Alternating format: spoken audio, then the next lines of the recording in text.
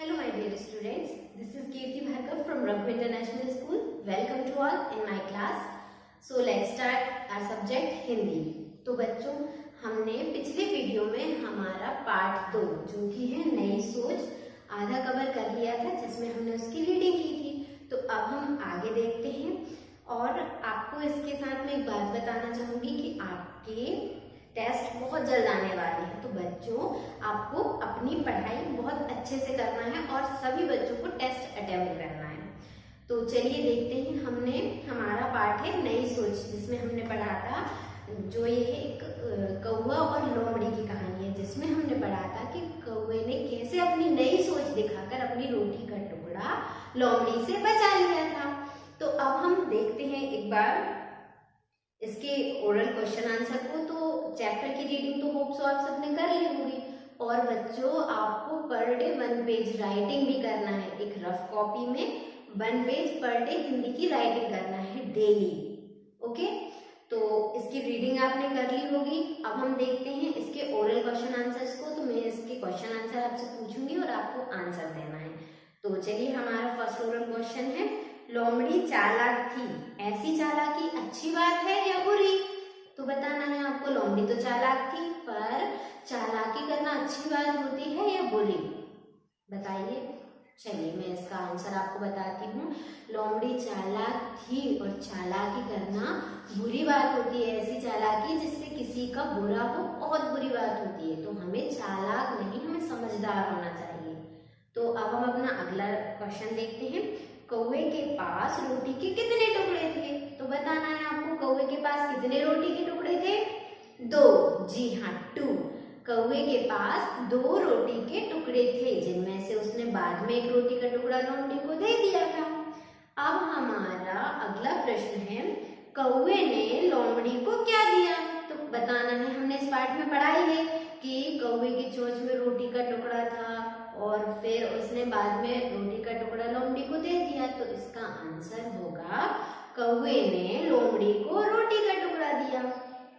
अब हमारा next oral question है, चिकनी चुपड़ी बातें किसने किससे कही? चिकनी चुपड़ी बातें किसने किससे कही? चिकनी चुपड़ी बातें लोमड़ी ने कौवे से कही। तो बच्चों, इसके बाद हमारे थे उचित शब्दों से रिक्त स्थान भरिए खाली स्थान, जो कि हमने अपने पिछले वीडियो में पढ़ लिया है। फिर था किसने किससे कहा। तो यहाँ पर कुछ कथन दिए हुए हैं, जिन्हें आपको पढ़ना है और बताना है कि यह बात किसने किससे कही थी। तो बच्चों, आपको घर पे बहुत अच्छे से पढ़ाई करना है और अपने इस टाइम को बिल्कुल भी वेस्ट नहीं करना है। ठीक, तो चलिए अब हम अपने आगे के अगले अभ्यास प्रश्नों पर आते हैं। तो अगले अभ्यास प्रश्नों में हम देखते हैं क्या है, प्रश्नोत्तर। तो देखिए, निम्नलिखित प्रश्नों के उत्तर एक शब्द या एक वाक्य में दीजिए। हमें यहाँ पर जो प्रश्न दिए हुए हैं, उन प्रश्नों के उत्तर एक शब्द या एक वाक्य में देना है। दैट मीन्स छोटे छोटे आंसर लिखना है। तो हमारा पहला प्रश्न देखते हैं हम। हमारा पहला प्रश्न है, भूखी व चालाक लोमड़ी ने डाली पर किसे बैठे हुए देखा?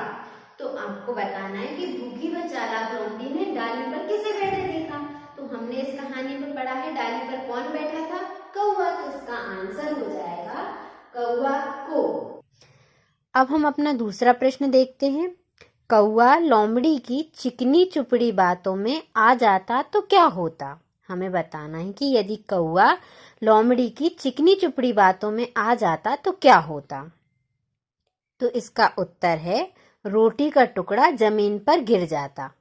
जैसे कि उसकी चोंच में रोटी का टुकड़ा फंसा हुआ था, और अगर वो लोमड़ी की बातों में आकर गाना गाने लगता तो जो रोटी का टुकड़ा उसकी चोंच में फंसा था, वह रोटी का टुकड़ा जमीन पर गिर जाता। तो इसका उत्तर होगा, रोटी का टुकड़ा जमीन पर गिर जाता। अब हम अपना तीसरा प्रश्न देखते हैं। प्रश्न है, कौवे ने रोटी का एक टुकड़ा किसे दे दिया? हमारा प्रश्न है, कौवे ने रोटी का एक टुकड़ा किसे दे दिया? तो कौवे ने रोटी का एक टुकड़ा लोमड़ी को दे दिया था। तो इसका उत्तर लिखेंगे हम। अब हमारा चौथा प्रश्न है, बिल्कुल आऊंगी, साथ में तुम्हें खिलाने के लिए कुछ लाऊंगी, यह बात किसने किससे कही? तो यह बात लोमड़ी ने कौवे से कही। तो चलिए बच्चों, अब हम इसके बाद अपने अगले अभ्यास प्रश्नों को देखते हैं, जिसमें है निम्नलिखित प्रश्नों के उत्तर 2 या 3 वाक्यों में दीजिए। तो इसमें देखते हैं, हमारा पहला प्रश्न है, कौवे ने नई सोच कैसे दिखाई। प्रश्न है हमारा, कौवे ने नई सोच कैसे दिखाई। तो उत्तर है लिखेंगे इसका, जैसा कि आप अपनी स्क्रीन पर देख पा रहे हैं। कौवे ने रोटी का टुकड़ा डाली पर रखकर गीत गाया और रोटी के टुकड़े को गिरने से बचाकर नई सोच दिखाई। तो ये हो गया हमारा पहला प्रश्न। अब हम देखते हैं अपना दूसरा प्रश्न। भूखी व चालाक लोमड़ी क्या चाहती थी। हमें बताना है कि भूखी व चालाक लोमड़ी क्या चाहती थी। तो इसका उत्तर है, भूखी व चालाक लोमड़ी कौवे को अपनी चिकनी चुपड़ी बातों में फंसाकर रोटी का टुकड़ा लेना चाहती थी। क्या चाहती थी भूखी लोमड़ी? कौवे को अपनी चिकनी चुपड़ी बातों में फंसाकर रोटी का टुकड़ा लेना चाहती थी। अब हमारा तीसरा प्रश्न है, इस कहानी में आपको लोमड़ी अच्छी लगी या कौवा, और क्यों, यह बताना है।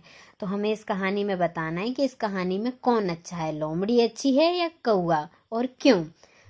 तो इसका उत्तर देखते हैं हम। उत्तर है, इस कहानी में हमें कौवा अच्छा लगा, क्योंकि कौवे ने नई सोच से रोटी का टुकड़ा बचा भी लिया और लोमड़ी से मित्रता भी कर ली। मतलब उसने यह सोचकर कि अगर मैं गाना गाऊंगा तो मेरी रोटी का टुकड़ा नीचे गिर जाएगा, तो उसने रोटी के टुकड़े को डाली पर रख दिया था। तो इस वजह से उसकी रोटी का टुकड़ा भी बच गया और फिर उसने बाद में वो रोटी का टुकड़ा लोमड़ी को देकर उससे दोस्ती भी कर ली। तो इसलिए हमें इस कहानी में कौवा अच्छा लगा। अब हम देखते हैं अपने चौथे और आखिरी प्रश्न को, जो है, इस कहानी से आपको क्या सीख मिली। तो हमें बताना है कि इस कहानी से हमने क्या सीखा, क्या सीख मिली। तो इसका उत्तर है, इस कहानी से हमें सीख मिलती है कि नई सोच के माध्यम से कौवे ने अपनी रोटी का टुकड़ा भी बचा लिया और लोमड़ी से मित्रता भी कर ली। तो बच्चों, इसी के साथ हमारे प्रश्नोत्तर यहीं समाप्त होते हैं। तो चलिए बच्चों, ये तो हुए आपके प्रश्नोत्तर, और प्रश्नोत्तर के बाद अब हम देखते हैं कुछ इंटरेस्टिंग अनजानी बातों को जिन्हें आपको जानना बहुत जरूरी है। तो बच्चों, आप सबने कौवा को तो देखा ही होगा, जो हमारे इस पाठ में बताया गया है।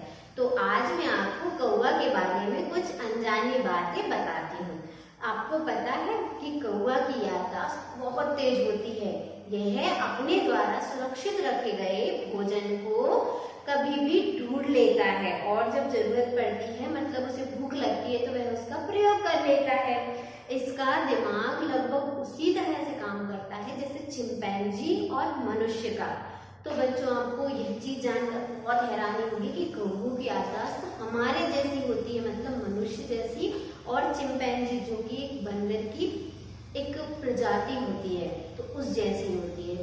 तो बच्चों, आज का हमारा ये लेसन और हमारा ये वीडियो यहीं पर समाप्त होता है। बाकी का जो हमारी भाषा व्याकरण है वो हम अगले वीडियो में पढ़ेंगे।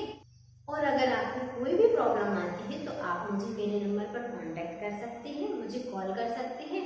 और हाँ बच्चों, आपके टेस्ट आने वाले हैं, तो आपको बहुत अच्छे से अपनी पढ़ाई करना है। Thank you.